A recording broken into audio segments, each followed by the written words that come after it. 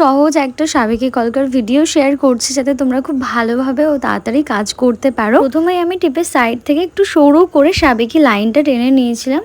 তার উপর থেকে বেশ কয়েকটা আমি আম কলকা এখানে করে নিচ্ছি।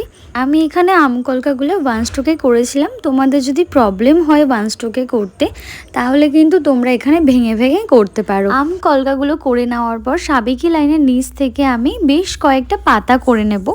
এই পাতাগুলোকে কিন্তু সাবেকি পাতা বা তেঁতুল পাতাও বলে থাকে অনেকে। সামান্য একটু প্র্যাকটিসের মাধ্যমেই কিন্তু তোমরা এই পাতাটিকে সুন্দর থেকে আরও সুন্দর করে তৈরি করতে পারবে।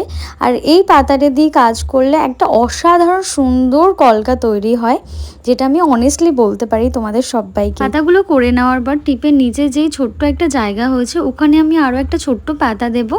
আর সব শেষে কিন্তু আম কলকায় ডট দিয়ে কাজটা শেষ করব। আমি কিন্তু সব শেষেই ডটটা দিয়ে থাকি, কারণ আমার মতে ডটটা দিলে সবার লাস্টে জিনিসটা হাইলাইটও হয় আর ঘেটে যাওয়ারও কোনো চান্স থাকে না।